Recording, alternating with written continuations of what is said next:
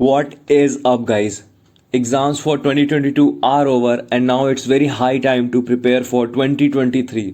Guys 12th के बाद बहुत सारे एग्जाम्स होते हैं, उनमें से ही एक एग्ज़ाम है IPMAT. Guys IPMAT ने पिछले कुछ ईयर्स में इतनी बढ़िया पॉपुलैरिटी गेन करी है कि क्या कहने हैं इसके। आईपी मैट का बेसिकली मतलब क्या होता है guys? Integrated programming management aptitude test. 3 साल का बीबीए है, 2 साल का एमबीए है, साथ में है इंटीग्रेटेड। ठीक है, एक बार निकाल लिया तो आपको कहीं जाने की जरूरत नहीं है। और कराता कौन है? कोई छोटा मोटा प्राइवेट कॉलेज नहीं है गाइस। कराता कौन है? Indian Institute of Management Indore, Rohtak, Jammu, Ranchi, Bodhgaya. और अभी 2022 में कौन आया है? आईआईएफटी काकीनाडा। गाइस इतने बड़े बड़े कॉलेजेस इसमें पार्ट ले रहे हैं। एनएलयू नालसार जो लॉ कराता था उसके भी डिपार्टमेंट ऑफ मैनेजमेंट स्टडीज ने स्टार्ट कर दिया अपना आईपीएम प्रोग्राम 2021 में ही। ठीक है, और अभी I am Bangalore, I am Lucknow में बात चल रही है इस प्रोग्राम को लाने की। समझ रहे हो गाइस कितना पॉपुलर हो चुका है ये। तो गाइस बेसिकली कुल मिला के कहने का मतलब है कि आईपी मैट को देना ही देना चाहिए अगर आप 12th पास आउट किए हो। फर्क नहीं पड़ता आप मैथ की स्ट्रीम से थे, आप साइंस की स्ट्रीम से थे, आप कॉमर्स की स्ट्रीम से थे। ठीक है, तो आज की इस वीडियो में बेसिकली हम बात करने वाले हैं इसके सिलेबस की, इसके लिए एलिजिबिलिटी क्राइटेरिया क्या है, कौन दे सकता है कौन नहीं दे सकता है, स्ट्रैटेजी क्या रखनी चाहिए, क्योंकि गाइस अभी हमारे पास पूरे 11 महीने पड़े हुए हैं इस एग्जाम्स को देने के लिए।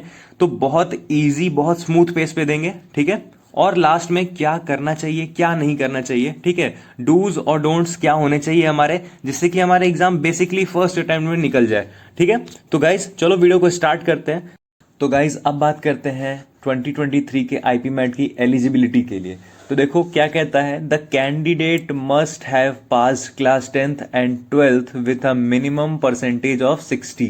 ठीक है, तो अगर आप जनरल कैटेगरी के हो तो आपको क्लास 10th और क्लास 12th में 60% होना ही होना चाहिए, नहीं तो आप इसके लिए एलिजिबल नहीं होगे। दूसरा, अगर देखो गाइज आप SC ST या PWD से बिलोंग करते हो तो वो रिलैक्सेशन 5% नीचे आ जाता है, यानी कि 55% हो जाता है 10th और 12th के लिए।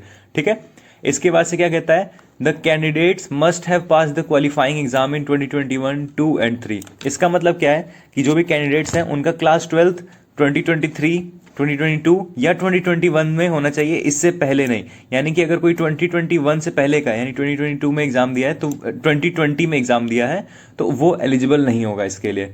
ठीक है, और कौन कौन दे सकता है? जो क्लास 12th में अभी हैं यानी कि 2023 में रहेंगे या क्लास 12th के रिजल्ट्स का वेट कर रहे होंगे। तो गाइज अब आते हैं अपने सिलेबस पे। सिलेबस क्या होना चाहिए? सबसे पहले क्वांट्स के सिलेबस की बात करते हैं तो 5 अलग अलग पोर्शंस हैं। Number system, arithmetic problems, algebra, geometry और मॉडर्न मैथ्स। ठीक है, इसमें से ये पांचों आपको आना चाहिए। ये है स्पेसिफिकली आईपी मैट इंदौर की बात हो रही है। अगर आप ये पढ़ लेते हो गाइस, ठीक है, अगर आप ये पढ़ लेते हो तो इसमें आपका आई एम रोहतक हो गया, आपका जिप मैट हो गया, ये सब आराम से आ जाते हैं। ठीक है, आई एम रोहतक अपना एग्जाम लेता है, बाकी आई एम रांची वगैरह जैसे कॉलेजेस जो है वो आई एम इंदौर के एग्जाम से ही अपना स्कोर बनाते हैं। जिप मैट अपना एग्जाम लेता है पर बहुत इजी आता है क्वांट्स। ठीक है, तो जैसे जिप मैट में तो बेसिकली आपका नंबर सिस्टम और अरिथमेटिक में सारा सॉल्व हो जाता है। ठीक है, आपका रोहतक में थोड़ा मोड़ा ये सारा आ जाता है, ज्योमेट्री, अलजेब्रा, मॉडर्न मैथ हल्का फुल्का आ जाता है, इतना सब तो आता भी नहीं है। बाकी आप ये सिलेबस देख लो क्या है, finding unit digit, simplification, remainder, properties of a number, HCF LCM, surds and आइसेस, concept of factor, successive, division, divisibility, factorial. यहाँ पर जितनी सारी चीज़ें गिवन है, अरिथमेटिक में देखो work related problem, average, aged, ठीक है, problems on percentage, partnership, profit loss discount, ratio proportion, SIECI, mixture allegation, TSD, boat and stream, ये सारी चीज़ें। एल्जेब्रा में algebraic formulas, linear equation, quadratic equation, inequalities, logarithms. फिर geometry में बात करें तो basis of geometry, line, angle, triangle, circle, quadrilaterals, polygons, है ना, ये सारी जितनी भी चीज़ें, हाइट एंड डिस्टेंस, मेंसुरेशन, ये सारी चीज़ें आती हैं। फिर आपका मॉडर्न मैथ में देखें तो set theory, probability, sequence series, permutation, combination, integration, differentiation, determinants, vector, data interpretation, ये सारी चीज़ें आपकी आती हैं। ये है आपका आईपी मैट इंदौर का। यहाँ पे गाइस थोड़े मोड़े वेरिएशंस हो सकते हैं आपके फाइनल सिलेबस में, बट ओवरऑल यही सारी चीज़ें पूछी जाती हैं। ओके, बात करते हैं इसके बाद से लॉजिकल रीजनिंग की।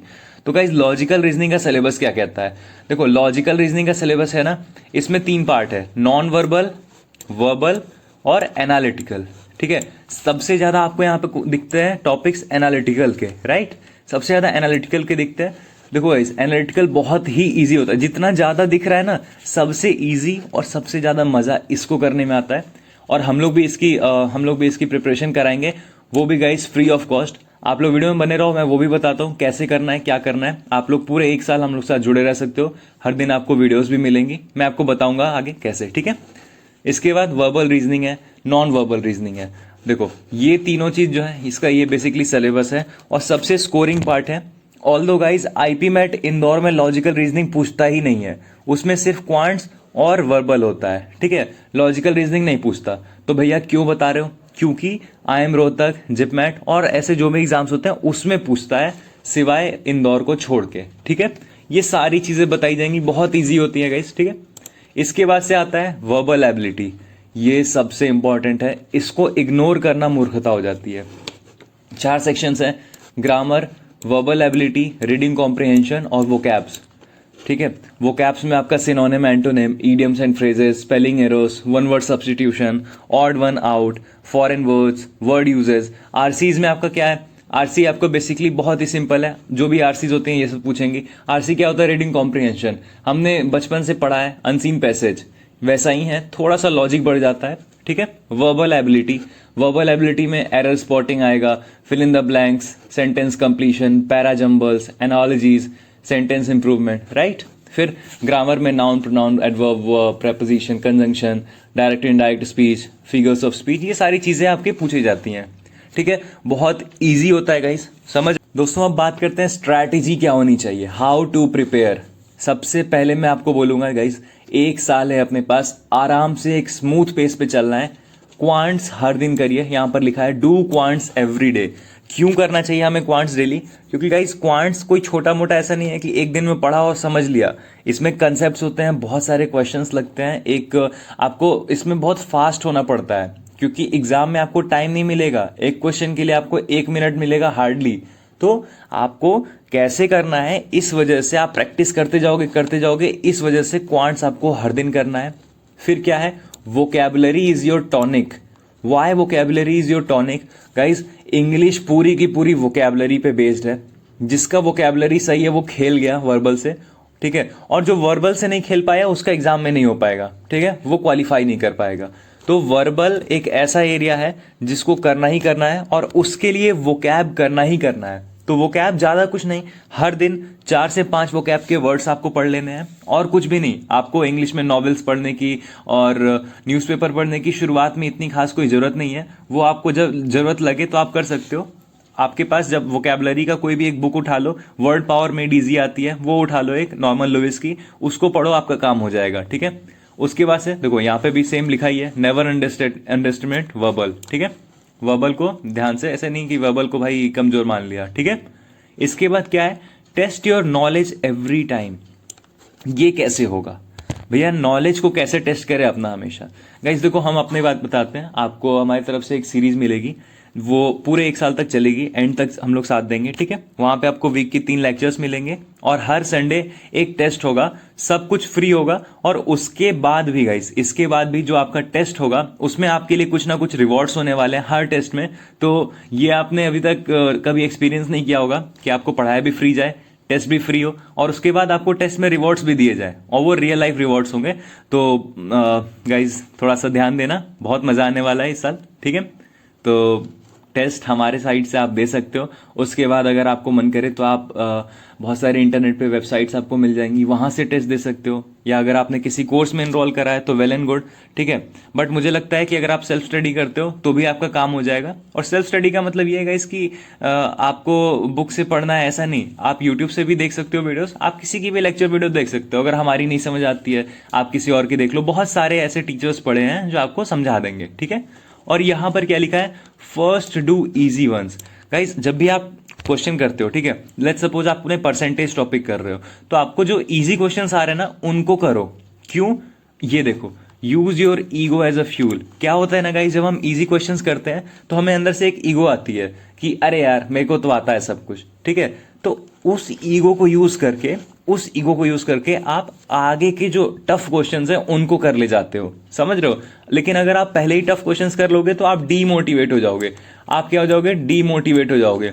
आप बोलोगे अरे यार मुझसे तो हो ही नहीं रहा, समझ रहे हो, ऐसी बात है, इसलिए मैं कह रहा हूँ लास्ट में क्या है, 1 to 2 hours will be enough. सही फ्रेंड्स, अब बात करते हैं डूज एंड डोंट्स, हमें क्या करना चाहिए इस पूरे ईयर और क्या नहीं करना चाहिए। ठीक है, डूज में सबसे पहले stay discipline. Guys, stay discipline से मतलब मेरा यहाँ पर यह है कि आपने जो 1 से 2 घंटे डिवोट किया है, आपको वो देना ही देना है, चाहे कैसी भी एडवर्स कंडीशन हो जाए, आपको वो देना ही देना है 1 से 2 घंटा दिन का। ठीक है, ऐसा नहीं कि आज पढ़ लिया 4 घंटे, कल पढ़ा 1 घंटे, परसों पढ़ा ही नहीं, ऐसे बिल्कुल नहीं करना है। हर दिन पढ़ो, आराम आराम से 1 1 घंटे 2 2 घंटे हर दिन पढ़ो, ये होती है डिसिप्लिन। ठीक है, ऐसा नहीं कि इंटेंसिटी कर ली, एक दिन बहुत मन कर गया तो भाई पूरा पढ़े ही जा रहे हैं पढ़े जा रहे हैं, और अगले दिन इतना एग्जॉस्ट हो गया कि कुछ कर ही नहीं रहे। समझ रहे हो, ऐसे बिल्कुल नहीं करना है। डिसिप्लिन एकदम आराम से 1 1 2 2 घंटे दिन के दे दो, बहुत है।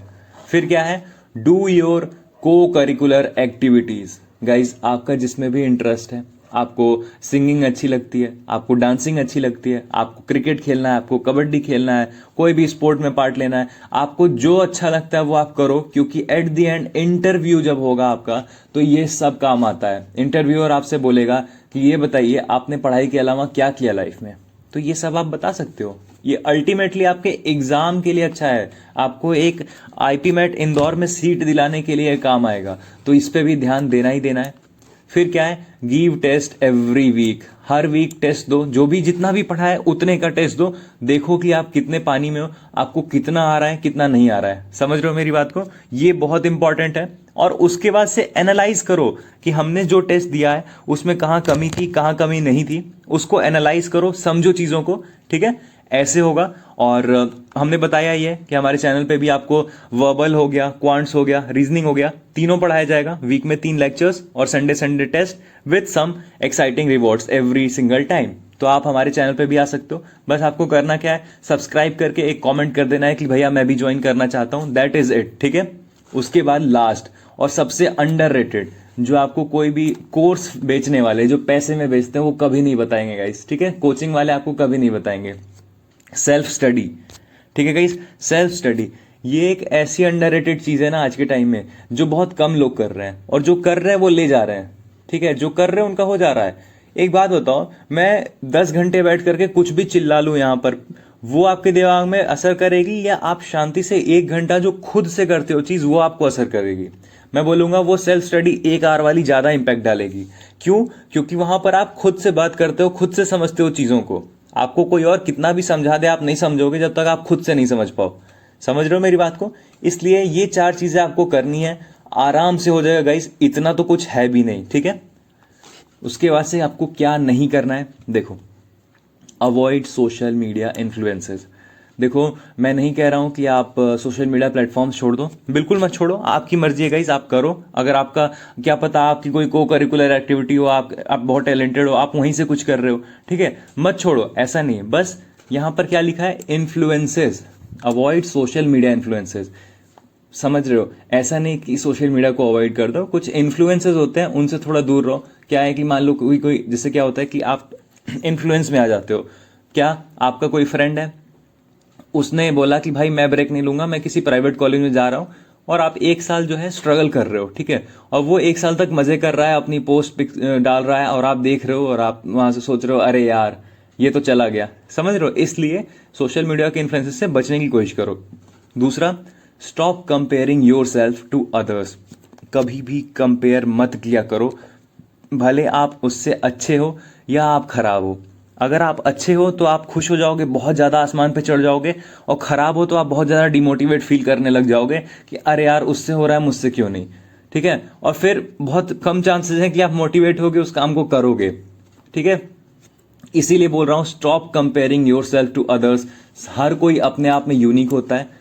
ठीक है, एट दी एंड गाइज यही बोलूँगा, अपने ऊपर भरोसा रखो, आप अपने आप में एक बहुत बढ़िया इंसान हो। Know your worth guys. ठीक है, with this thank you so much for watching this video. अगर आपने यहाँ तक वीडियो देखी है तो thank you so much guys. एक लाइक कर देना और कमेंट में अपना भी एक प्रेजेंस दे देना, ताकि मैं समझ जाऊँ कि आपको हमारे सीरीज के साथ जुड़ना है।